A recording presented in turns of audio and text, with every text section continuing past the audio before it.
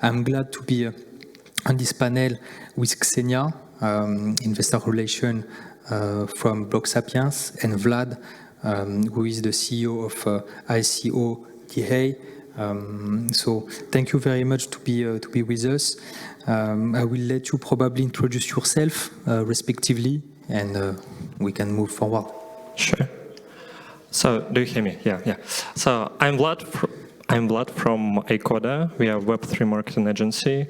So usually what we do, we build communities, attract users, and help with fundraising for different projects. So we are working with, our clients are Hobby, Floki, CDFI, and many Crypto.com and many others. So I'm happy to share with you some cases, it may be insights, what we have in our company. Hello, can you hear me as well? Perfect. My name is Ksenia, and I'm Investor Relations from Blocksapiens. Blocksapiens is a consulting company. We also help with fundraising, with business development, with different services for Web3 companies. Thank you for inviting, and we'll be happy to share my experience in fundraising. Yes, thank you very much. So myself, I'm Christophe Ozcan, so I founded Crypto for All, one of the oldest, I will say, blockchain engineering consulting. So first of all, we help companies to build their project, but also in the strategy to find the best way to help them to finance their project as well. So as you know, we are in France. We have also some, I would say, grant program with BPI France, for example. This technology brings us, since now, I will say, since the ICO with Ethereum, a leverage to find alternative financing. And we are seeing now on the news, for example, the ETF on cryptocurrency. So institutionals are now very interesting in such investment vehicles as well for their clients to manage it. So probably it could be good to share, based on your experience, what do you think about this, I will say, this investment vehicle in terms of probably regulatory also risk, but also in terms of protection for the investors too. Vlad? Yeah. So regarding regulatory, it's really good question. So if you want to launch any crypto project today, you definitely have to think about regulatory landscape at least. So yesterday I've talked with Polkadot team, and it's very decentralized blockchain, etc. And I was wondering that the team is in direct contact with Securities Exchange Commission for every stage they do. So, and this is a decentralized blockchain, and they are in contact with Securities Exchange Commission, etc. And moreover, I don't know, have you heard about it or not, but Uniswap is also considering integrating KYC. So, and I thought that it's not possible because they are DEX, you couldn't do anything and so on. But finally, yes, it's possible. They just connect external KYC provider. This external KYC provider will send to Uniswap, to smart contract, only approved wallets. That's the point. So, and it means that in these terms, so you have to be it's one of the pain it may be for crypto market, because in 2013 or 2015, we believe that we can ruin traditional banks and so on, but now it's not. So that's why I would like to say that if you are going to grow a big company business, you have to be compliant with regulatory. And this is what we've seen this week with Binance, and this week also we had a warning for another exchanges, and it was be prepared, Hobby, OKX, and so on, just be prepared. Yeah, I can also add to this that it's like a dilemma of crypto industry. From one side, we want the full decentralization and that everything is private, but at the same time, there are risks that there will be frauds and scams that we've seen already before. So without any regulation, we have a risk for example, for investors to lose money, for people to like do some malicious transactions, etc. So yeah, for sure. Institutional investors, for example, or like big companies, they will not invest in the industry, and there will be no mass adoption without regulation. So for sure, like right now we are like in a wild west, let's say, in crypto industry, but for sure, like in a couple of years, there will be regulations that oblige DeFi protocols to share like the tax numbers with the authorities or something like this. And this also can be an opportunity for some crypto startups. For example, I know some crypto startups that create like QIC solutions using ZK, for example, that basically helps users to stay compliant with regulation, but at the same time keep their data private. This could be also an option. And also, yeah, I think the governments, they will not allow the unregulated market to stay. So for sure, there will be regulations and yeah. Yeah, so this is a good question because when you want to raise funds, I will say that in traditional markets you have a standard, a process, you know. So you have equities, you have a company, so you have a rights. This is, I will say, a standard and a well-known process. But when private equity started as well, I will say 1 or 2 decades ago, it was probably at the same stage. From token offering, so some actors started to write some process to also write some standards, and then they experimented with institutional. And after that, it was adopted by big institutionals and VCs, venture capitalists, who are very specialized to invest in I will say in different category of financing seed, in pre-seed, in seed, Series A, B, C. So there is also a different kind of investors, institutional investors. And like cryptocurrency, we are just discussing before the regulatory, I will say, issue or challenge, is that they don't want to take too much risk. So we say, I have a credibility on the traditional market. Why I will use or risk my credibility to enter on the market that I don't know the rules, how it's working.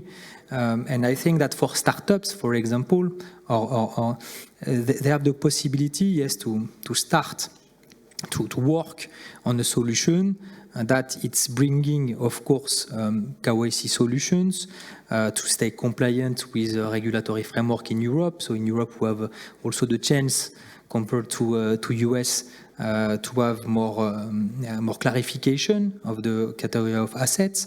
But also the platforms like exchanges that have some launchpad, things like that, should have also a risk in terms of regulatory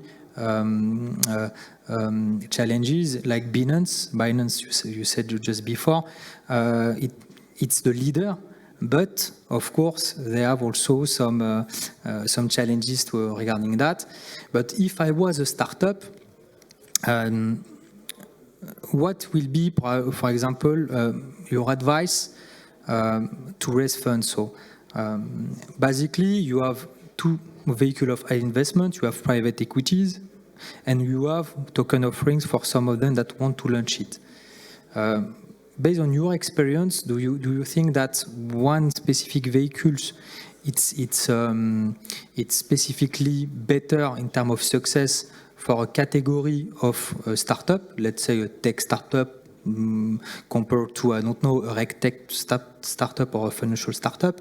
So it could be good to share your experience on that, based on your, for example, for your clients, and help, for example, here, if there is some startups that want to raise funds, what will be the advice that you will give them?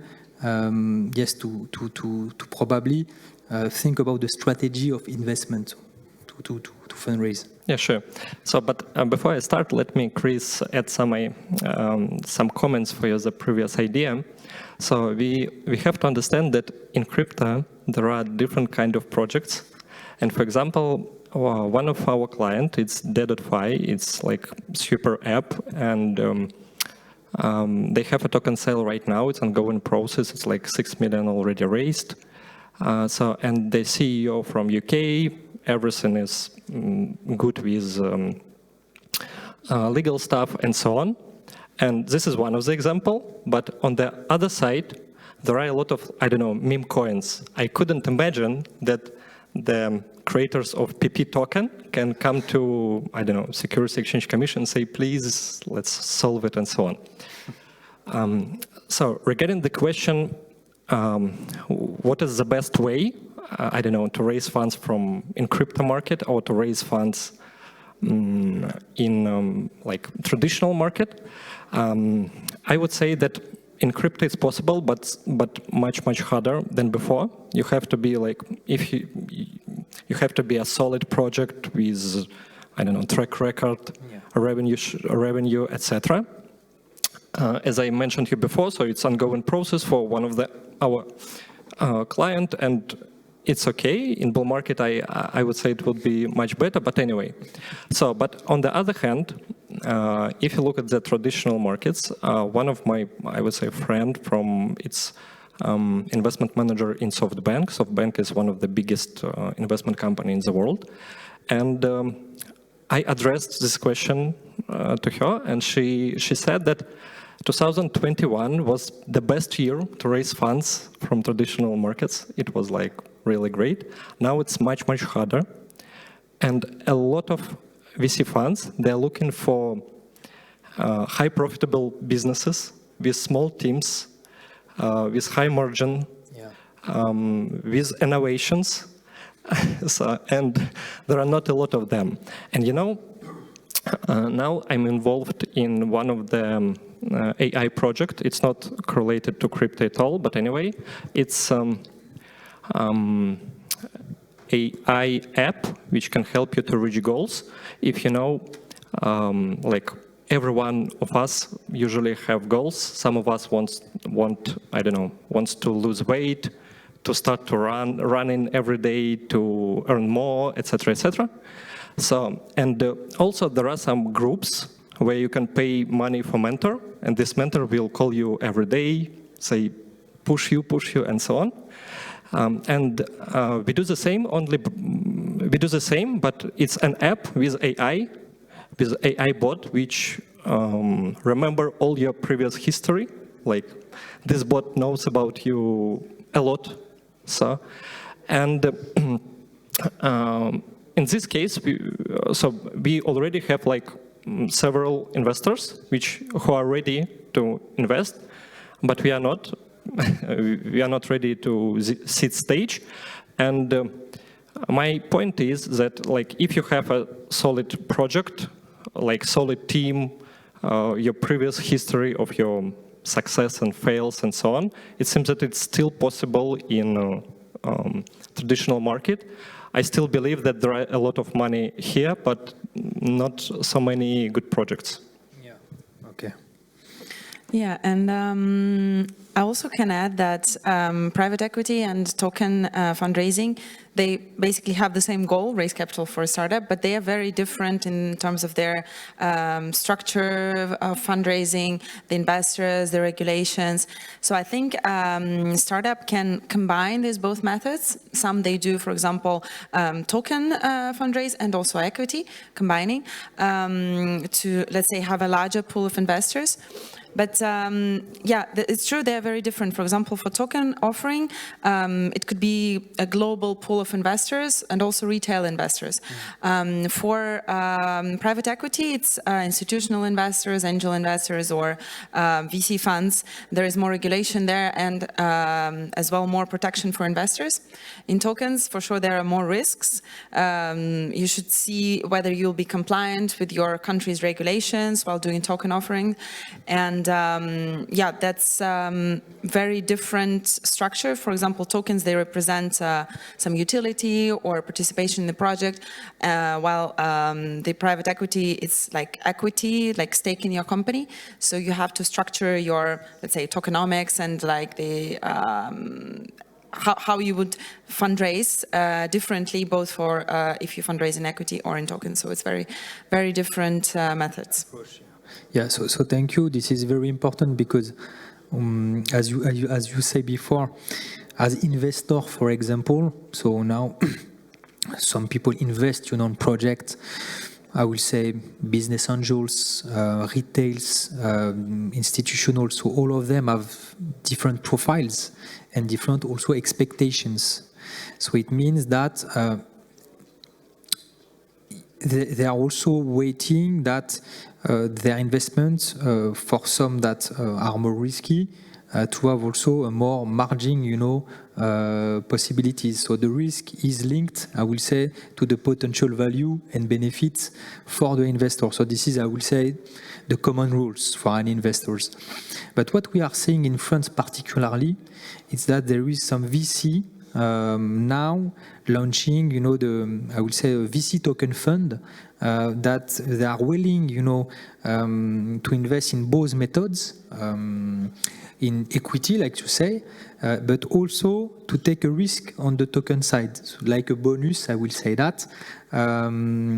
This is an experience that was validated by the French authority, the French market authority. This is probably something new in the world.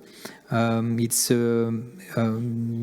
is just was probably 1 year or few months ago that they make such statement. Do you think that we will probably have more in France such possibility for VCs to experiment, I will say, token offering plus equity formula, I will say that, and what will be, I will say, the investor also requirement, expectation, for example, to invest on such VC, I will say, new mechanism, rather than to say only on equities or only on tokens. Are you thinking personally that there is a huge opportunity for, I will say, such VC group in France, companies that are trying such mechanism, and also probably to attract new startups, to come because of such new vehicle of investment? Vlad? I couldn't say for all friends because I'm not French, but anyway, so I think in this case that projects should choose what kind of ways they want to choose, because it seems that it could be like mess if you try to sell tokens at the same like private equity, etc., without proper regulation, Of course. Yeah, for sure. There are a few things to understand before doing this. For sure, there's a huge opportunity in that. However, you should see first the regulations, how it will, to consult good lawyers who will tell you if this will be okay in your country or not. Then second thing is that, for example, different investors, they are used to different methods. So for example, private equity investors, they know everything about how to invest in how they used to. With token, it's the other side. So it's very different pool of investors that you should target for this. And For example, some investors right now, they are scared to invest in tokens because there is very huge volatility. A lot of VC funds lost their money during the last crash. And for sure, right now, I see that a lot of startups, they're flexible to offer equity plus tokens because they understand that this is more protection for investors. As with token offerings, there is more risk and less protection for investor. Yeah. So that can be also a big opportunity given the market conditions. Yeah, definitely. So that's why the regulations, the part is very important. And I think that in France, probably France, in overseas, they are, the reputation is that they are protective. They want to regulate all, I will say, actions, in cryptocurrency, in financing, all, I will say, related to technology that, of course, it's risky for investors, but also for, I will say, for startups. And this is good. I think that it's not enough mentioned, unfortunately, but this government is also helping some entrepreneurs, but also investors to invest on such new mechanism, to try to protect them, to experiment it. This is good, but in Europe, of course, France, it's a country of Europe, and you have a regulation, MiCA regulation that it's coming. So now you have professionals that are preparing, to welcome this regulation framework. In US, we are saying that there is no clear regulation. But the regulation is decided with, with prosecutions, such, mechanism by law, enforcement by law, that this is another approach to regulate, an industry. But we have also in Asia, different countries like Singapore, for example, that have a huge experience in traditional financial activity. They are also launching some sandbox to experience, such mechanism before making a regulatory clarification. Based on your vision, this is probably a question regarding the vision that you can have personally. Do you think that Europe could, lead this market between Asia and Europe regarding the regulatory culture that we have in Europe, because now the investment, as you say before, into 2020 for all the tech investments, there was a bull run, we can say that. Traditional tech company was over-evaluated, and they crashed as well, on stock markets. So we think that volatility, it's also probably something that it's common to this kind of markets, but it's also the risk that any investors are taking, investing in token or in equities. So as you are also European, companies, do you think that we have a chance, to lead this market in 1 decade? Or do you think that, yes, because we are too small, in terms of population, but also in terms of financial opportunities, in terms of a number of VCs, investors, do you think that, yes, at the moment we have probably an advantage, but we could probably keep it and build this advantage together? So the first point that for now crypto market is too small if you compare it with traditional market. We have to clearly understand it. So it's very volatile, etc. But